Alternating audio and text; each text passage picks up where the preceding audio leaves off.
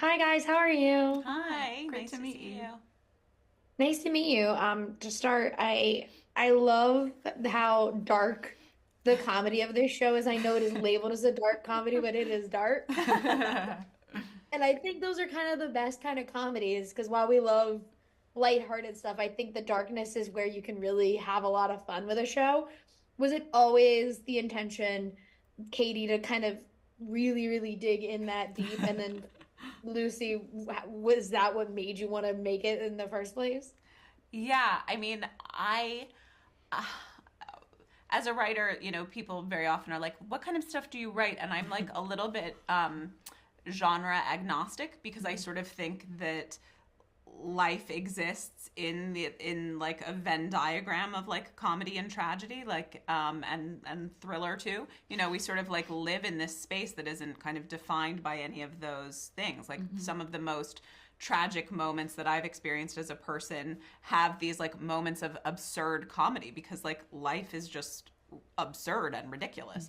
And so that is the kind of zone in which I tend to be attracted is a world that has gallows humor in the way that like real life does. And so I knew that this show was going to have a tremendous amount of darkness because of where Susie is as we find her.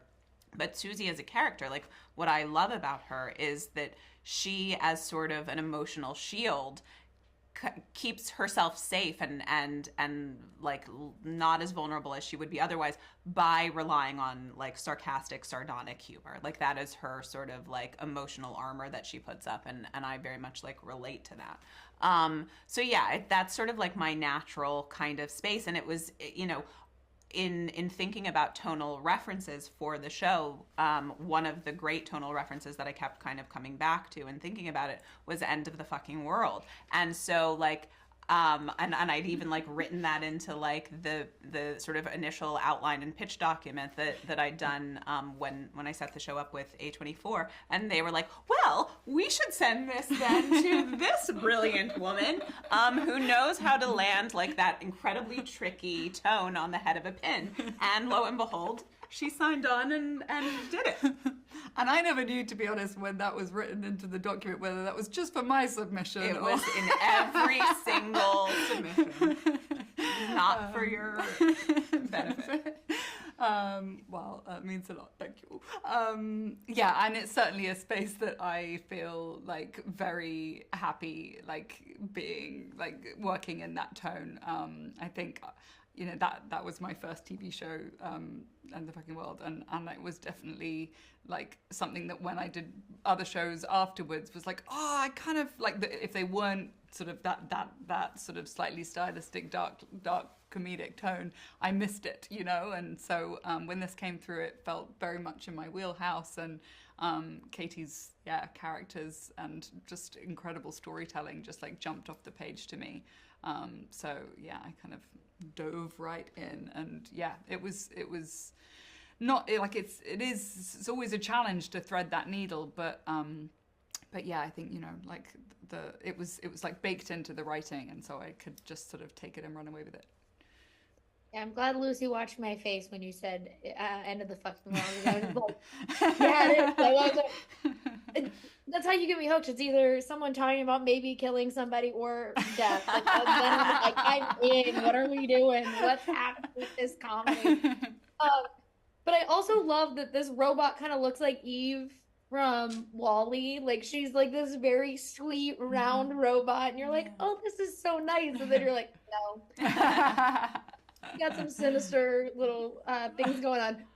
When you are kind of playing with expectations and a mystery and all of that all together, what for you guys is the most fun of getting to kind of, in your own ways, mess with the audience through that journey? Oh, that's a good question. Yeah, I mean,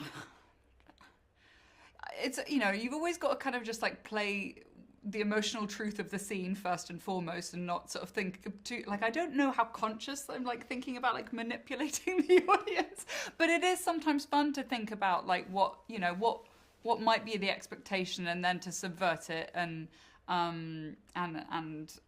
yeah, so I guess that does come into play, but Yeah, I don't know what do you Yeah, think? I mean, it's such an interesting question. Like, because we were creating kind of an alt reality version of Kyoto or a near future version of Kyoto, and because there is sort of this like slightly heightened tone to the whole thing, you know, like crazy things kind of happen, like a sort of regular knockabout woman is placed in these extraordinary circumstances with a robot who she can't tell whether the robot is good or evil. Like there was this sort of playground in being able to just like kind of do whatever we wanted. I mean, the show, like, I don't know how much you've watched of it, but the show, like, as it goes on, just gets, like, crazier and crazier and goes to, like, some unexpected places. And I just felt, like, very liberated to just sort of, like, let it go where it needed to go as long as we were following this kind of mystery spine of it and the kind of character spine for Susie and Sunny. So there was just this sort of like freedom to subvert expectations just by way of like the playground in which we were playing. Yeah, and for last question, it made me think about it just because recently I did an interview where there was a translator there, and so I would hear words, and my aunt is Japanese, and my cousin's name is Hana. So whenever he said flower, I was like, oh, I know what that means. It's my cousin's name. But what I think is so interesting is like there's a translator app on this that I'm talking. So I don't hear the other language. They have earphones so that they can hear it in their language. Was that also a commentary on like losing the ability to kind of hear another language and start to understand that other language? Yeah.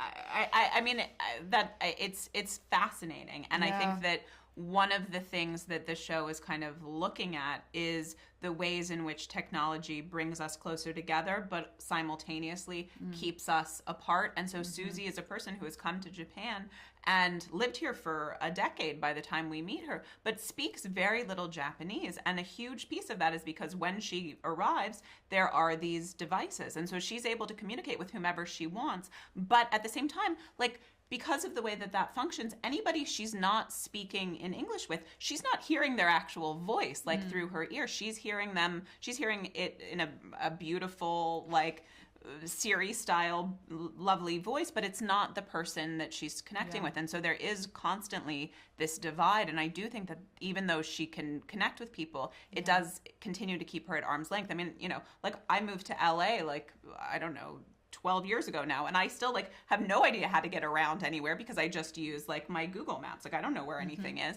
And I think it's a similar kind of thing. Like we rely on it, but as such, we don't kind of get in deep with things in the way that we might if we didn't have it. Yeah, that's right. Like we're all getting more connected and less connected at the same time.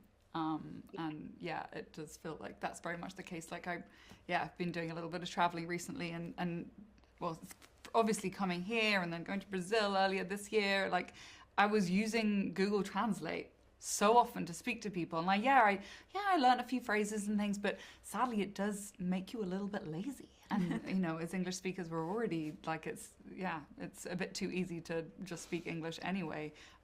But yeah, no, it's kind of a blessing and a curse at the same time, I think. Yeah. I love the show so much. Thank you guys for talking with me. And I do like that we look like we each have parts of each other's hair in our hairstyles. It really made my day. But you guys for talking with me. I really appreciate it. Thank you so much. Nice to meet you. Have a great one.